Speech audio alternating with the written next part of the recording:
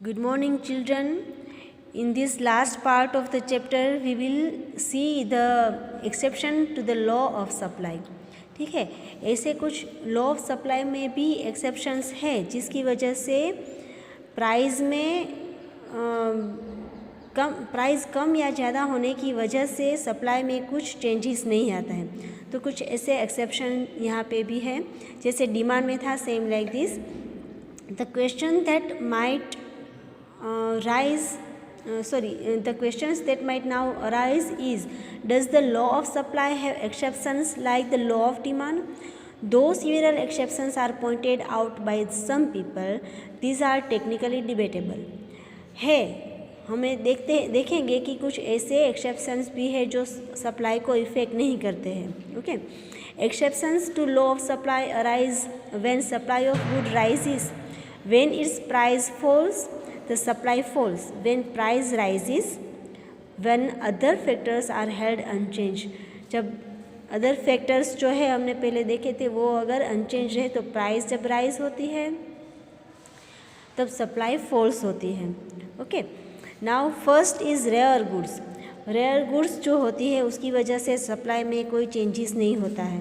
Okay, उनमें उनकी price में चेंज होने की वजह से सप्लाई में कुछ चेंज नहीं होता है। सो these goods are, certain goods are rare and hence even if there is a significant rise in their prices, their supply does not rise.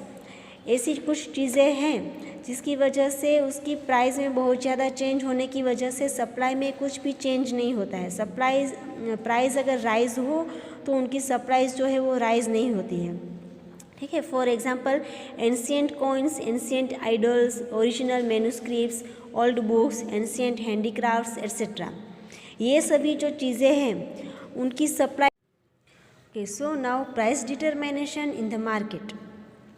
Now price determination का explain the process of determining a stable price at which goods are actually bought and sold in the market.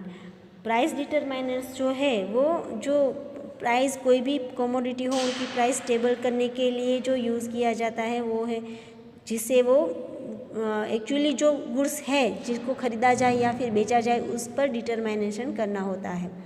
ठीक है, such determination of prices is done in all forms of markets and is known as determination of equilibrium price level.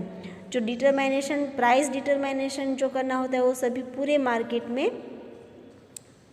Market से पता चलता है, पूरे market में। ठीक है, सभी मार्केट्स की पूरी जो प्राइस होती है वो ध्यान में लेनी होती है। So now lay persons may think that prices are decided by the producer or seller, but in reality it is not so. Generally हम ऐसा सोचते हैं कि प्रोड्यूसर और सेलर जो है वही प्राइस डिसाइड करते हैं, पर ऐसा नहीं है। ये पूरी मार्केट में डिसीजन लिया जाता है, पूरी मार्केट की प्राइस जो है वो देखी जाती है। इंडिविजुअल प्रोड्यूसर्स और sellers do not decide the prices. Prices are determined by the interaction of market demand and supply. Market demand कितनी है और मार्केट सप्लाई कितनी है उन पर ये प्राइस जो डिटरमिनेशन है वो किया जाता है। ठीक है, since supply scheduled and demand scheduled move in opposite direction, equilibrium is attained only where the two curves interact each other. जो डिमांड का जो कर्व है और सप्लाई का जो कर्व है वो दोनों इंटरसेक्ट हैं, उनको दोनों को देखा जाता है तभी प्राइस डिटरमिनेशन किया जाता है। Such a price prevails in the market and individual sellers take this price as a signal to determine prices of the individual produce in the industries. ऐसी जो प्राइसेस हैं वो कोई भी इंडस्ट्रीज़ में सेलर्स जो है वो भी करते हैं। ये जो है प्राइस कैसे डिटरमाइन करनी होती है वो पूरी एक इंडस्ट्री को लेते हैं, वहाँ पे डिटरमाइन करते हैं। In perfect competition firms take this price as given. In monopolistic and oligopoly markets this price is taken as a signal. Monopolies market में और ओलिगोपोली मीन्स, मोनोपोली मीन्स इजारा जो जिसे एक ही कोई कमोडिटी है वो वही प्रोड्यूस करते हैं। ठीक है, तो ऐसी मार्केट्स में ये परफेक्ट कंपटीशन में ये किया जाता है। Even a monopolist has to take a price signal from the total demand and total supply. Monopolist जो है वो ये भी प्राइस जो है वो डिटरमाइन करते हैं उसकी टोटल डिमांड और टोटल सप्लाई पर। ठीक है, तो ये ग्राफ थ्रू हम समझेंगे। According to Marshall, the market demand and market supply are called the invisible hands of market and the entire process is invisible. Marshall ऐसा कहते हैं कि डिमांड और मार्केट सप्लाई जो है वो इनविजिबल है, वो इनविजिबली वो प्रोसेस पूरी होती है लेकिन वो इनविजिबली होती है. The two curves form a cross as shown in the figure below. जो यहाँ पे जो मार्केट डिमांड और मार्केट सप्लाई का जो ये डायग्राम दिया गया है उनके ये दोनों कर्व्स पर डिपेंडेड है. In the figure, the demand curve DD and the supply curve SS move in the opposite direction. DD जो हमने प्रीवियस चैप्टर में देखा था, डिमांड कर्व जो होता है वो ये DD ऐसे होता है, मीन्स इन्वर्स कर्व होता है. और जो सप्लाई कर्व होता है वो यहाँ पे SS मीन्स के वो डायरेक्ट कर्व होता है. Okay, so however they intersect at point E. वो दोनों जहाँ पे क्रॉस करते हैं, इंटरसेक्ट करते हैं, वो पॉइंट E यहाँ पे मिलता है. ठीक है, which is called the equilibrium point. Equilibrium जहाँ पे प्राइस डिटरमिनेशन होता है. At this point the equilibrium price is ₹30. वहाँ पे 30 प्राइस किया जाता है. हम देखते हैं कि जब प्राइस जो है वो 10 होती है तो उनकी डिमांड यहाँ पे आप चेंज कर लेना. डिमांड प्राइस ऑफ कमोडिटी है, देन डिमांड ऑफ कमोडिटी होनी चाहिए. यहाँ पे प्राइस लिखा है तो ये करेक्शन कर लेना.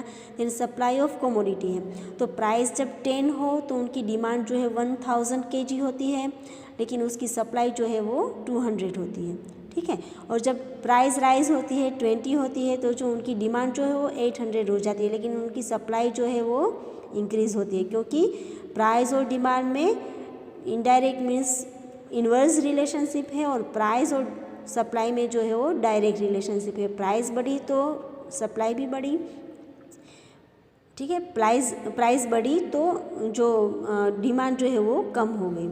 Okay, so at this point the equilibrium price is 30 अगर हुई price and quantity demanded and supplied is 600 units OQ which is called the equilibrium quantity. ये जो है प्राइस वो इक्विलिब्रियम है क्योंकि यहाँ पे प्राइस 30 है तो उसकी डिमांड भी 600 है और उनकी सप्लाई भी 600 है. तो ये प्राइस जो है वो डिटरमाइन होती है, मीन्स वो कमोडिटी की प्राइस जो है वो 30 डिटरमाइन होती है.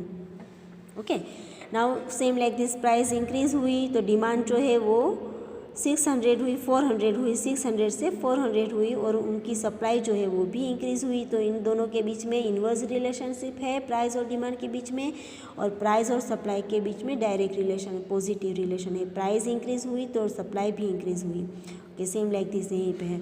Okay, now if price is raised bye the industry to 40 rupees by ignoring the demand and supply schedules, the total demand contracts of to 400 units from 600 units, ये जैसे हमने देखा. while the supply expands to 800 units, supply जो है वो भी expends होगी. Since demand is lesser than supply, वहाँ पे डिमांड जो है वो सप्लाई से कम है. is shown by the distance between points A and C, the market price will have tendency to fall back to ₹30. 30 से जो ये दिखा जाता है कि हम कम है, जो ये सप्लाई से कम है डिटरमाइन जो है वो. This is the equilibrating process of the market. इसी से मार्केट में जो है डिटरमिनेशन ऑफ प्राइस होता है. Okay, now if price is reduced by the industry to 20, यहाँ पे हमने देखा कि प्राइस अगर रिड्यूस हो गई by ignoring the demand and supply schedules, demand और सप्लाई शेड्यूल्स को इग्नोर करते हुए प्राइस अगर कम हो गई, द टोटल डिमांड एक्सपांड्स, जो डिमांड जो है वो एक्सपांड हुई, 600 से 800 हो गई demand. While supply contracts of 400 units, तो सप्लाई क्या हो गई, प्राइस अगर कम हो गई तो डिमांड जो है वो एक्सपांड हुई और सप्लाई जो है वो कम हुई, 600 से 400 हुई. Since demand is greater than supply as shown by the distance between points D and B, the market price will have tendency to rise back to 30. तो फिर से वो प्राइस जो है वो डिटरमिनेशन 30 पर ही होगा. ठीक है, this again is the invisible process of the market. ये सभी जो है फिर से इनविजिबल प्रोसेस ही है जो मार्केट में हो रही है. Okay, so now this chapter is over here. You have to do the MCQs and all exercise, other question answers in your homework. Okay, अगर कुछ पता ना चले और ग्लोसरी जो यहाँ पे दी गई है ये भी आपको याद रखनी है पूरी. Okay, so thank you and have a nice day. Thank you.